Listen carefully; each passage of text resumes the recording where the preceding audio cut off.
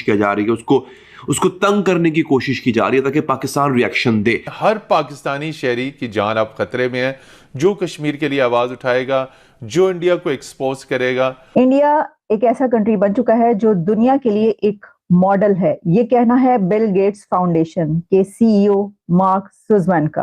मोदी जिंदाबाद, अभी आवाज लगा दो, यकीन करो, आज अगर आप मोदी के नारे पाकिस्तान में लगा रहे हो, आज अगर मोदी अपना नाम रख लेना मोदी खान, मैं कसम खा के कहता हूँ ये सब मोदी को सपोर्ट करेंगे। दो मुल्कों के बीच मोहब्बत बढ़ेगी, ये तो अच्छी बात है। उन्होंने इंतकाम ले लिया आपसे, बाबरी मस्जिद को शहीद करके वहां पे अपने मुल्क का सबसे बड़ा मंदिर तामीर करके, जिसमें 155 ममालिक के दरियाओं का पानी डाला गया, जिसमें पूरी दुनिया के जो हिंदू डायस्पोरा है उससे अरबों डॉलर का चंदा वसूल किया गया।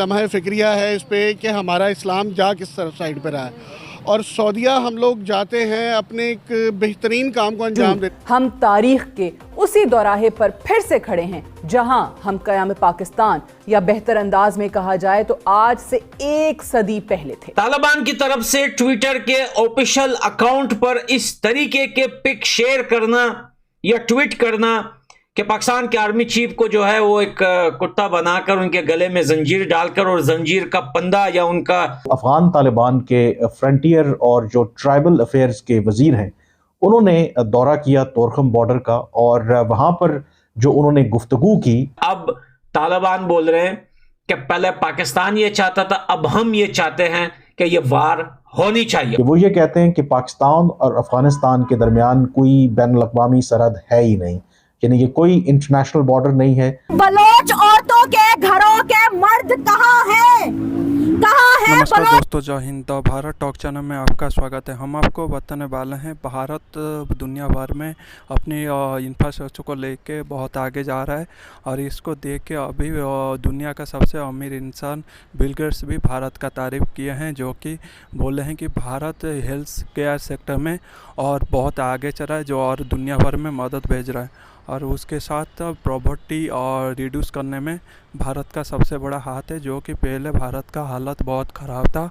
अभी भारत का प्रॉपर्टी बहुत रिड्यूस हो गया है, और दुनिया को भारत से सीखना चाहिए कैसे दुनिया में ग्रोथ किया जाता है। और भारत दुनिया भर में हेल्थ केयर और मेडिसिन सेक्टर में सबसे आगे पहुंच गया है। अभी अमेरिका से लेके और अफ्रीकन कंट्री भी भारत से मेडिसिन लेते हैं, और भारत सबको मेडिसिन वैक्सीन सब कुछ देता है, और अभी हेल्थ केयर सेक्टर से भारत बहुत आगे चला गया है, और भारत के महिला भी भारत के तरक्की में बहुत इंडिया की तारीफ कर ही रहे थे, इंडिया की इकोनॉमिक ग्रोथ की तारीफ कर ही रहे थे, लेकिन अब ये पता चल रहा है कि दुनिया की बड़ी फाउंडेशंस भी इंडिया की तारीफ कर रही हैं। बिल गेट्स फाउंडेशन की तरफ से एक स्टेटमेंट आई है जिसमें उनके सीईओ ने ये कहा है कि India is an incredible model to the world.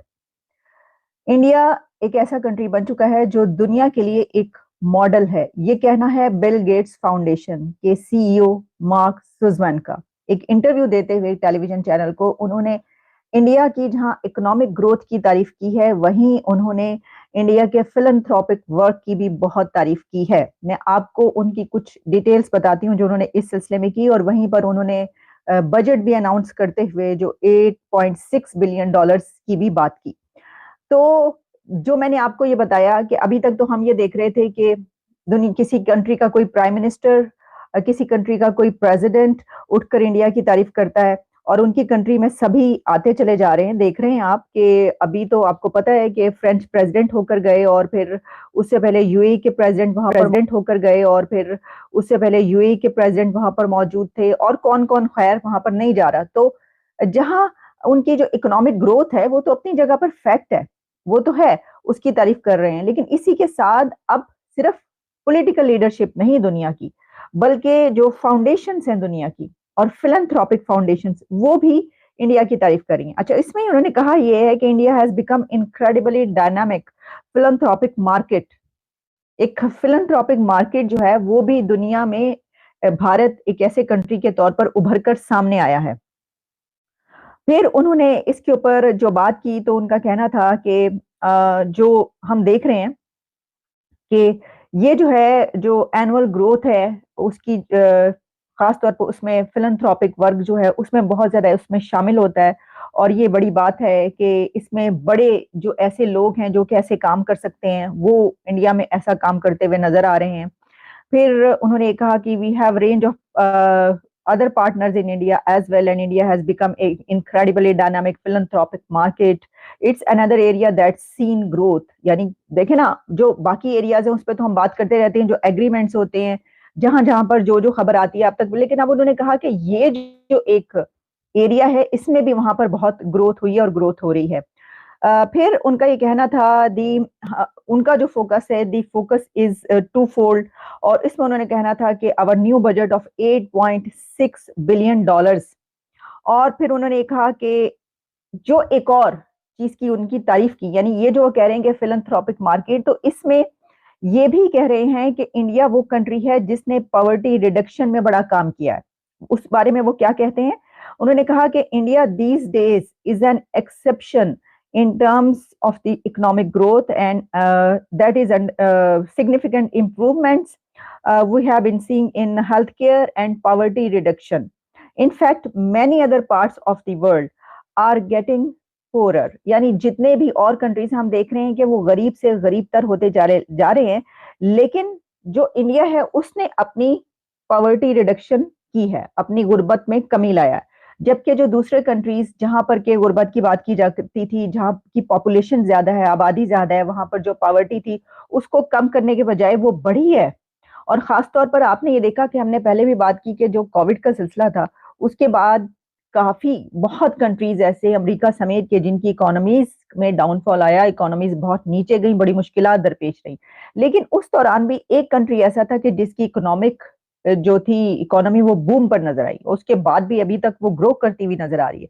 तो उसमें उन्होंने एक और बात ये की कि सिर्फ इंडिया की इकोनॉमी ग्रो नहीं कर रही बल्कि वो पॉवर्टी रिडक्शन में भी काम कर रहे हैं और कामयाब नजर आ रहे हैं। जबकि जो दूसरे कंट्रीज जिनको इस प्रॉब्लम का सामना है, जो कंट्रीज पॉवर्टी का जो है वो एक बड़ी एक प्रॉब्लम होती है, खासतौर पर बहुत बड़ी हर्डल होती है तरक्की में, और जहां की पॉपुलेशन भी ज्यादा, वो इसमें कामयाब भी से ये काम करते हैं। मेड इन इंडिया, अब उसके ऊपर इस विजिट का या इससे रिलेटेड चीजों का कितना बड़ा इम्पैक्ट हो सकता है? देखो, इम्पैक्ट ये है कि प्राइम मिनिस्टर मोदी का ये एक प्रकार से विजन है कि भारत पहले हम 70 से 80% के करीब हथियार बाहर से खरीदते थे।